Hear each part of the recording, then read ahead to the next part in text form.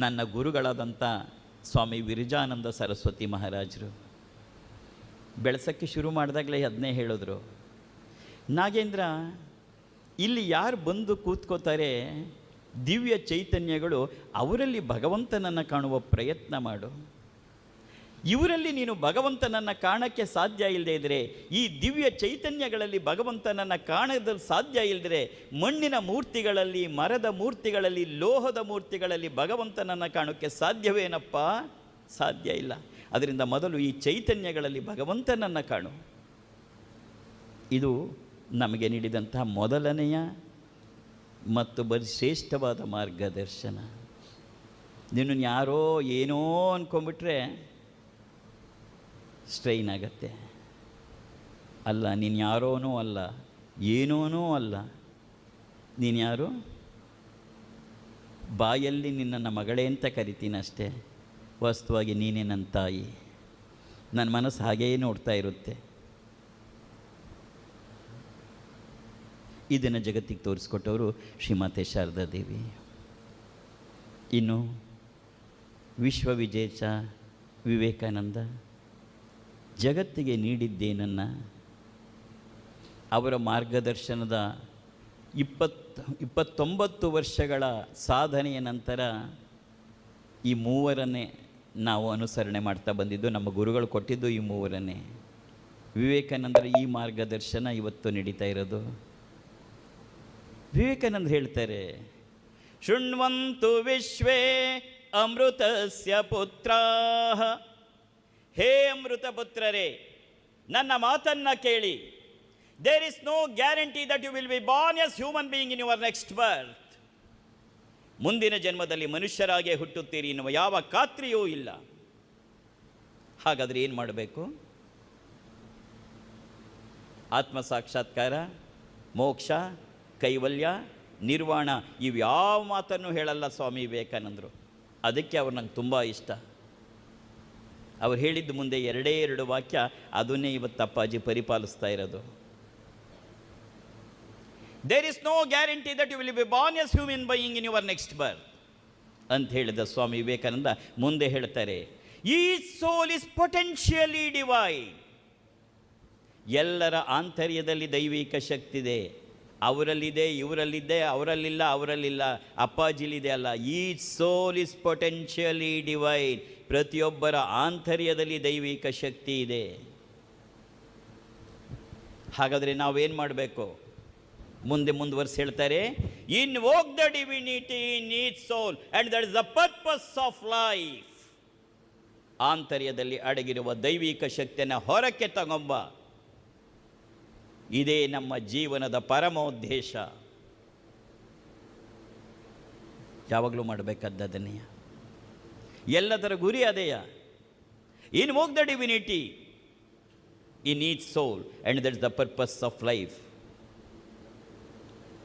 ವ್ಯಕ್ತಿಗಳಲ್ಲಿ ಅಡಗಿರುವ ದೈವಿಕ ಶಕ್ತಿಯನ್ನು ಹೊರಗೆ ತೆಗಿ. ಇದೇ ಜೀವನದ ಪರಮೋದ್ದೇಶ.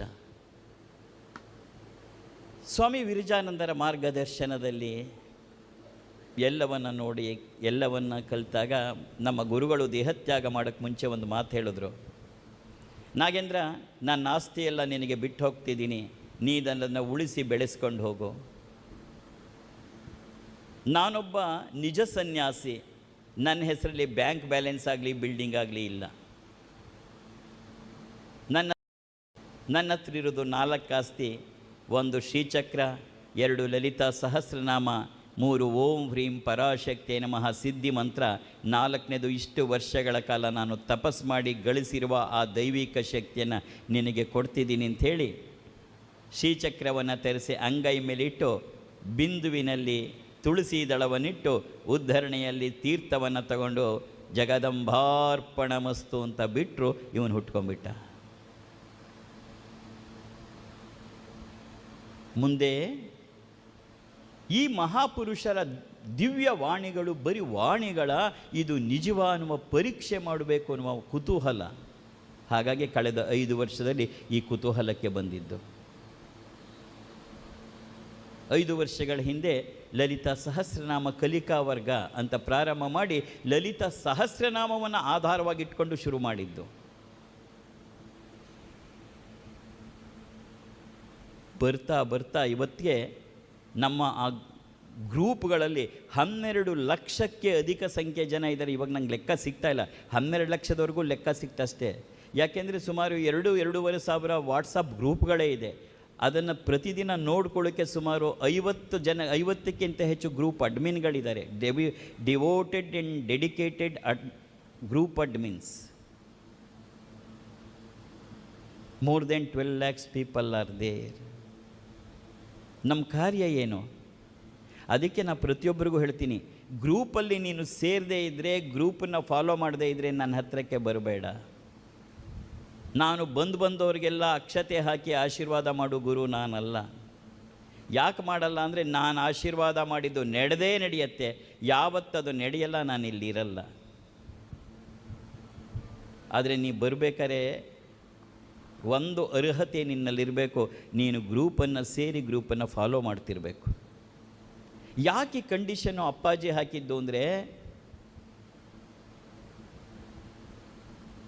ನಿನಗೊಂದು ಉದಾಹರಣೆ ಹೇಳಿ ಮುಂದಕ್ಕೆ ಒಂದೆರಡು ಮಾತು ಹೇಳ್ತೀನಿ. ಸ್ವಾಮಿ ವಿವೇಕಾನಂದರು ಚಿಕಾಗೋಗೆ ಹೋಗ್ತಾರೆ ವಿಶ್ವಧರ್ಮ ಸಮ್ಮೇಳನದಲ್ಲಿ.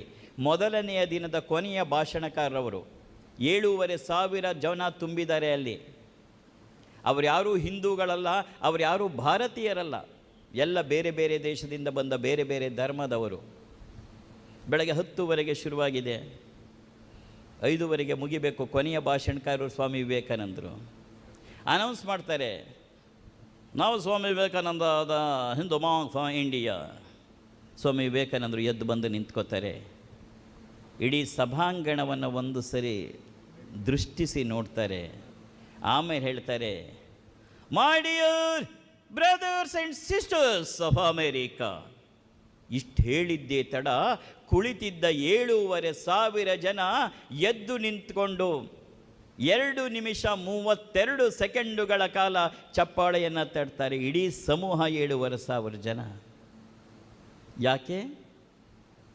ಯಾಕೆ ಅಂತ ಹೇಳಿದ್ರೆ, ಕೆಲವರು ಅನಲೈಸ್ ಮಾಡ್ತಾರೆ, ಎಲ್ಲರೂ ಲೇಡೀಸ್ ಆ್ಯಂಡ್ ಜೆಂಟ್ಲ್ಮನ್ ಅಂತಿದ್ರು, ಇವರು ಬ್ರದರ್ಸ್ ಆ್ಯಂಡ್ ಸಿಸ್ಟರ್ಸ್ ಅಂದರು ಅದಕ್ಕೆ ಅಂತ. ನೋ, ನಿನಗೆ ಜೀವನದಲ್ಲಿ ತಾಕತ್ತಿದ್ದರೆ complete works of Swami Vivekananda ಅಂತಿದೆ, ವಾಲ್ಯೂಮ್ಸು ಓದು. ಕನ್ನಡದಲ್ಲೂ ಇದೆ, ವಿವೇಕಾನಂದರ ಸಮಗ್ರ ಕೃತಿ ಅಂತ. ನಿಂಗೆ ಆವಾಗ ಎಲ್ಲ ಗೊತ್ತಾಗತ್ತೆ. ಎದ್ದು ನಿಂತು ಚಪ್ಪಾಳೆ ಹೊಡೆದಿದ್ದು ಇವರು brothers and sisters of America ಅಂತ ಹೇಳಿದ್ದಕ್ಕಲ್ಲ. ಯಾಕೆ ಅಂದರೆ ಅವತ್ತಿನ ಸಭೆಯಲ್ಲೇ ಬ್ರದರ್ಸ್ ಆ್ಯಂಡ್ ಸಿಸ್ಟರ್ ಅಂತ ಹೇಳಿದ್ದು ಇವರು 3ನೇಯವರು, ಇವರು ಮೊದಲಿಗರಲ್ಲ. ಮುಂದೆ ಇಬ್ಬರು ಹೇಳಿದರು, ಅವ್ರ ಹೆಸರುಗಳು ಕೂಡ ಅಲ್ಲಿದೆ. ಮತ್ತು ಯಾತಕ್ಕೆ ಇಡೀ ಸಮೂಹ ಎದ್ದು ನಿಂತು ಚಪ್ಪಾಳೆ ಹೊಡಿತು ಅಂದರೆ, ಸ್ವಾಮಿ ವಿವೇಕಾನಂದರ ಆ ಶಬ್ದದ ವಾಣಿಯ ಜೊತೆ ಹೊರಟಂತಹ, ಶಬ್ದ ತರಂಗಗಳ ಜೊತೆ ಹೊರಟಂತಹ ಆ ಒಂದು ದಿವ್ಯವಾದ ಆಧ್ಯಾತ್ಮಿಕ ಶಕ್ತಿ ಆ 7,500 ಜನರನ್ನು ಎದ್ದು ನಿಂತು ಚಪ್ಪಾಳೆ ಹೊಡೆಸಿದ್ದು ಆ ಶಬ್ದವಾಣಿಗಳ ಜೊತೆ ಹೊರಟಂತಹ ಆಧ್ಯಾತ್ಮಿಕ ಶಕ್ತಿ. That is the real spirituality of India. ಭಾರತದ ಆಧ್ಯಾತ್ಮಿಕತೆ ಅಂದ್ರೆ ಅದು. It can pass through eyes, it can pass through touch, it can pass through words, it can pass through without any media. ಅದಕ್ಕೆ ಗ್ರೂಪಲ್ಲಿ ಅಪ್ಪಾಜಿ ಏನು ಕಳಿಸ್ತಾರೆ ನಿನಗೆ ಮುಖ್ಯ ಅಲ್ಲ, ಅವ್ರ ಮಾತನ್ನು ಕೇಳು. ಯಾಕೆ ಅಂತ ಹೇಳಿದರೆ, ನನ್ನ ಗುರು ನನಗೆ ಕಲಿಸಿದ್ದು ಆ ದಿವ್ಯ ವಾಣಿಗಳ ಮೂಲಕ, ಆ ಶಬ್ದ ತರಂಗಗಳ ಜೊತೆಗೆ ಹೇಗೆ ದೈವಿಕ ಶಕ್ತಿಯನ್ನು ಪ್ರಯೋಗ ಮಾಡಬಹುದು ಅನ್ನೋದು ಅದು. ಅಪ್ಪಾಜಿ ಇಡ್ಲಿ ಮಾಡೋದು ಹೇಗೆ ಅಂತ ಕಳಿಸಿದ್ರೆ ಕೇಳು. ಅಲ್ಲಿ ಇಡ್ಲಿ ಮಾಡೋದಲ್ಲ, ಆ ಶಬ್ದ ತರಂಗಗಳ ಜೊತೆ ಇರೋ ಶಕ್ತಿ ನಿನಗೆ. ನೀನೇನು ಪೂಜೆನೂ ಮಾಡಬೇಡ, ಪುನಸ್ಕಾರನೂ ಮಾಡಬೇಡ, 3-4 ತಿಂಗಳು ಅಪ್ಪಾಜಿ ಕಳಿಸಿದ್ನೆಲ್ಲ ಕೇಳ್ತಾ ಬಾ, ನೋಡು ಏನಾಗತ್ತೆ. It's A challenge. ನಿನಗೆ ವಿಚಾರ ತಿಳಿಸೋದು ನನಗೆ ಮುಖ್ಯ ಅಲ್ಲ, ಆ ದೈವಿಕ ಶಕ್ತಿ ಯಾವಾಗ ನಿನ್ನೊಳಗೆ ಕೇಳ್ತಾ ಕೇಳ್ತಾ ದೈವಿಕ ಶಕ್ತಿ ಇನ್ವೋಕ್ ಆಗತ್ತೆ, ನೀನು ಅಂದ್ಕೊಂಡಿದ್ದೆಲ್ಲ ಆಗತ್ತೆ. ಆದರೆ ನೀನು ಅನ್ಕೋತಿ ಅಪ್ಪಾಜಿ ನನಗೇನೋ ಮಾಡಿದ್ರು ಅಂತ. ನಾನೇನೂ ಮಾಡಿಲ್ಲ, ಮಾಡ್ಕೊಂಡಿರೋದು ನೀನೇಯ. ನಿನಗೆ ಮಾರ್ಗದರ್ಶನ ತೋರಿಸಿದ್ದಷ್ಟೇ ನನ್ನ ಕೆಲಸ, ಆದರೆ ಅದು ನಿನಗೆ ಗೊತ್ತಾಗಲ್ಲ ಅಷ್ಟೇ. That is the truth. ಹಾಗಾಗಿ ಆಶೀರ್ವಾದ ಅಂದರೂ ಅಷ್ಟೇ, ದರ್ಶನ, ಸ್ಪರ್ಶನ, ಸಂಭಾಷಣೆ, ಸಂವೇದನೆ, ನೋಡೋದ್ರ ಮೂಲಕ. ನಾನು ಯಾತಕ್ಕೆ ನಿನ್ನ ಜೊತೆ ಅಲ್ಲಿಗೆ ಮಧ್ಯದಲ್ಲಿ ಬರ್ತಿರ್ತೀನಿ ಅಂದರೆ, ನೀನು ಬೇಕಾದ್ರೆ ನಾನು ನಮಸ್ಕಾರನೂ ಮಾಡಬೇಡ, ನಾನೇನು ಕೇಳ್ಕೊಳ್ಳೂ ಬೇಡ. ನಾ ಬಂದಾಗ ನನ್ನ ದೃಷ್ಟಿ ನಿನ್ನ ಕಣ್ಣಿಗೆ ಬಿದ್ದು, ನಿನ್ನ ಕಣ್ಣು ನನ್ನ ದೃಷ್ಟಿ ಮೇಲೆ ಬಿದ್ದು, ನೀನು ಆ ಟೈಮಲ್ಲಿ ಏನು ಅನ್ಕೋತೀನಿ ಹಿಡಿದು ಹೋಗುತ್ತೆ. ದರ್ಶನ, ಸ್ಪರ್ಶನ, ಸುಮ್ಮನೆ ಒಂದು ಸರಿ ಮಗಳೇ ಮುಗಿದೋಯ್ತು, ನೀನೇನು ಕೇಳ್ಕೊಳ್ಳೂ ಬೇಡ, ನಾನೇನು ಆಯಿತು ನಡಿವಂತೂ ಹೇಳಲ್ಲ, ಸುಮ್ಮನೆ ಜಸ್ಟ್ ಐ ಟಚ್ ಯು, ಅಥವಾ ನೀನೇ ಅಪ್ಪ ಅಂತ ನಾನು ಮುಟ್ಟು ಏನೋ ಮನಸ್ಸನ್ನು ಅನ್ಕೋತಿ. ಸ್ಪರ್ಶನ, ಸಂಭಾಷಣೆ, ಚೆನ್ನಾಗಿದೆಯಾ, ಒಂದೇ ಮಾತು ಸಾಕು. ಸಂವೇದನೆ ಇದು ಯಾವುದೂ ಅಲ್ಲ, ಕೂತ್ಕೊಂಡು. ಏಕೆಂದರೆ ಇವತ್ತು ಎಷ್ಟು ವ್ಯಾಪಕವಾಗಿ ಬೆಳೆದಿದೆ ಅಂದರೆ, ಸುಮಾರು 58 ದೇಶಗಳಲ್ಲಿ ಅಪ್ಪಾಜಿಯ ಭಕ್ತರಿದ್ದಾರೆ ಇವತ್ತು. ಈಗ ಅಪ್ಪಾಜಿನೇ ಎಷ್ಟು ದೇಶಕ್ಕೆ ಹೋಗಿ ಬಂದರೂ ಲೆಕ್ಕ ಸಿಗದಾಗ ಆಗೋಗಿದೆ.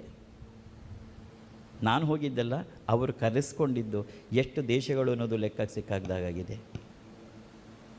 ಇವತ್ತು ನಮ್ಮ ಗ್ರೂಪ್ಗಳಲ್ಲಿ 3589 ಡಾಕ್ಟರ್ಸ್ ಆ್ಯಂಡ್ ಸರ್ಜನ್ಸ್ ಇದ್ದಾರೆ. They have their own experiences.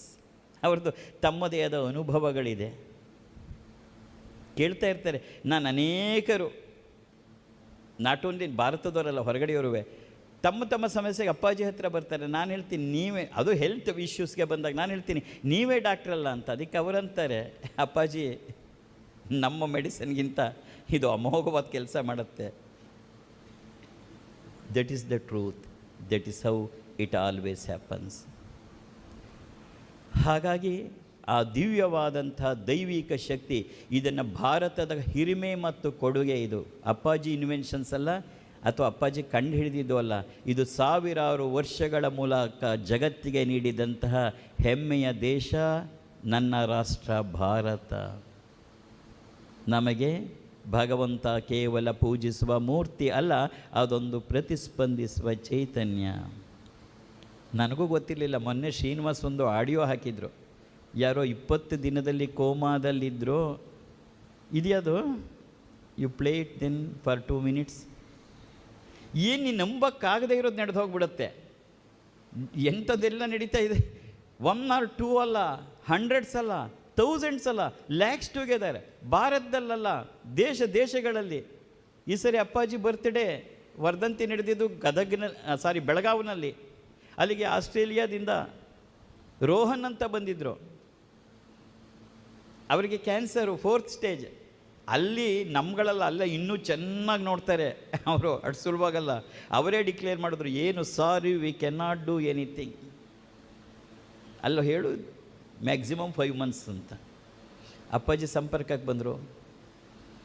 ಅಪ್ಪಾಜಿ ಕೊಟ್ಟ ಅರಿಶಿಣದ ಅಂದರೆ ಹರಿದ್ರಾಮೃತ ಎಲ್ಲ ಇಲ್ಲಿಂದ ಕಳಿಸ್ಕೊಟ್ಟೆ, ಏನೇನು ಮಾಡಬೇಕು ಮತ್ತೇನು ಮಾಡಬೇಕು ಅಂತಲೂ ಹೇಳಿದೆ ಅವರಿಗೆ. 5 ತಿಂಗಳು ಕಳೆದರೂ ಸತ್ತೇ ಹೋಗಲಿಲ್ಲ ಅವರು. 6ನೇ ತಿಂಗಳು ಗಾಬರಿ ಆಯಿತು, ಇನ್ನೂ ನಾನು ಸತ್ತೋಗಿಲ್ವಲ್ಲ ಅಂತ. ಡಾಕ್ಟ್ರ್ ಹತ್ರಕ್ಕೆ ಹೋದರು. ಯಾಕೆ ನಾ ಬದುಕಿದ್ದೀನಿ ಅಂತ ಕೇಳೋಕ್ಕೆ. ಏಕೆಂದರೆ ಡಾಕ್ಟ್ರ್ ಹೇಳಿದ್ರು 5 ತಿಂಗಳು ಅಂತ. ಹೋದರೆ ಡಾಕ್ಟ್ರು, ಅವ್ರಿಗೂ ಆಶ್ಚರ್ಯ. ಇವರಿಗೆ ಸ್ಕ್ಯಾನ್ ಮಾಡೋಣ ಅಂತ MRI ಸ್ಕ್ಯಾನ್ ಮಾಡಿ ನೋಡ್ತಾರೆ, ಇವರಿಗೆ ಕ್ಯಾನ್ಸರ್ ಸಿಮ್ಟಮ್ಸೇ ಇಲ್ಲ. ಡಾಕ್ಟ್ರು ಕ್ಯಾನ್ಸರಿಂದ ಮುಕ್ತರಾಗಲಿ ಅಂತ ಹೇಳಲಿಲ್ಲ, ಇವರಿಗೆ ಕ್ಯಾನ್ಸರಿನ ಯಾವ ಸಿಮ್ಟಮ್ಸು ಇಲ್ಲ ಅಂತ ಹೇಳಿಬಿಟ್ಟು ಕಳಿಸ್ಬಿಟ್ರು. ಅದು ಗೊತ್ತಾದ ತಕ್ಷಣ ಅವ್ರ ಹೆಂಡತಿ ಒಂದು ಅಂದ್ಕೊಂಡ್ರು, ನಾವು ಇಲ್ಲಿ ಆಸ್ಟ್ರೇಲಿಯಾದಲ್ಲಿ ಒಂದು ಸ್ವಂತ ಮನೆ ತಗೋಬೇಕು, ಆ ಮನೆಗೆ ಅಪ್ಪಾಜಿ ಬರಬೇಕು ಅಂತ. ತಥಾಸ್ತು ಮಗಳೇ. ನಿಜ ಅಂದರೆ ಅವಳು ಅಂದ್ಕೊಂಡು 3 ತಿಂಗಳಿಗೆ ಮನೆಯೂ ತಗೊಂಡ್ರು. 6 ತಿಂಗಳೊಳಗೆ ನಾನು ಆಸ್ಟ್ರೇಲಿಯಾದಲ್ಲಿ ಸಿಡ್ನಿಗೆ ಹೋಗಿ ಅವ್ರ ಮನೆಗೂ ಹೋಗ್ಬಿಟ್ಟು ಬಂದೆ. That is how it app. ನಿನಗೆ ನಂಬಕ್ಕಾಗದೇ ಇರುವಂಥ ಸತ್ಯಗಳಿದು. You cannot believe. ಆಕೆಗೆ ಮದುವೆ ಆಗಿ 32 ವರ್ಷ. Sunita, that is also there. 32 ವರ್ಷ. ಎಲ್ಲ IVFಗಳು ಎಲ್ಲ ಫೇಲ್ಯೂರು. ಬೇಕಾದಷ್ಟು ದೇವಸ್ಥಾನ ಎಲ್ಲ ತಿರುಗಿದ್ದಾಯಿತು, ಯಾರ್ಯಾರು ಏನು ಹೇಳ್ತಾರೆ ಎಲ್ಲ ಮಾಡಿಸಿದ್ದಾಯಿತು, ಏನೂ ಇಲ್ಲ. ಆಕೆಗಾಗಲೇ 49 ತುಂಬಿ 50 ವರ್ಷ. ಇನ್ನೇನು ಇವತ್ತೋ ನಾಳೆಯೋ ಮೆನೋಪಾಸ್ ಮುಟ್ಟು ನಿಂತು ಹೋಗೋದು. ಸತ್ಸಂಗಕ್ಕೆ ಹೀಗೆ ಬಂದಳು, ಕೂತ್ಕೊಂಡ್ಳು. ಅವಳಿಗೇನು ಅನ್ನಿಸ್ತೋ ಏನೋ, ಕೇಳ್ಕೊಂಡ್ಳು. ಆಯಿತು ಮಗಳೇ ಹೋಗ್ಬಾ ಅಂತಂದೆ. ಅದೇ ತಿಂಗಳು ಅವಳು ನ್ಯಾಚುರಲ್ಲಾಗಿ ಕನ್ಸೀವ್ ಆದಳು. ಯಾರಿಗೆ IVFಗಳು IOಗಳು ಎಲ್ಲ ಫೇಲ್ಯೂರ್ ಆಗಿತ್ತು. ಮಧ್ಯದಲ್ಲಿ ಅನೇಕ ತೊಂದರೆಗಳಾಯಿತು. ಅಪ್ಪಾಜಿ ಮತ್ತೆ ಸತತವಾಗಿ ಅವಳನ್ನು ಫಾಲೋ ಅಪ್ ಮಾಡಿ ಏನು ಮಾಡಬೇಕು ಅಂತ ಹೇಳಿ ಕೊನೆಗೆ 9 ತಿಂಗಳ ಮೇಲೆ ಪೂರ್ಣ ಗರ್ಭಿಣಿ ಆದಮೇಲೆ ಅವಳಿಗೆ ಡೆಲಿವರಿ ಆಯಿತು. She got a male baby, ಒಂದು ಗಂಡು ಮಗುವಿನ ಜನನ ಆಯಿತು. ಅದಕ್ಕೆ ಹೆಸರು Sunita. You have to experience. ಅದು ನೀವು ಗ್ರೂಪಲ್ಲಿದ್ದಾಗ ಇದನ್ನೆಲ್ಲ ಕೇಳಬೇಕು. ಇದು ಅಪ್ಪಾಜಿಯವರ ಪವಾಡ ಅಲ್ಲ, ದೈವಿಕ ಶಕ್ತಿ ಏನೆಲ್ಲ ಮಾಡುತ್ತೆ ಅನ್ನೋದು ನಿನಗೆ ಗೊತ್ತಾಗಬೇಕು. ಭಗವಂತ ಕೇವಲ ಪೂಜಿಸುವ ಮೂರ್ತಿ ಅಲ್ಲ, ಅದೊಂದು ಪ್ರತಿಸ್ಪಂದಿಸುವ ಚೈತನ್ಯ ನಿನಗೆ ಗೊತ್ತಾಗಬೇಕು.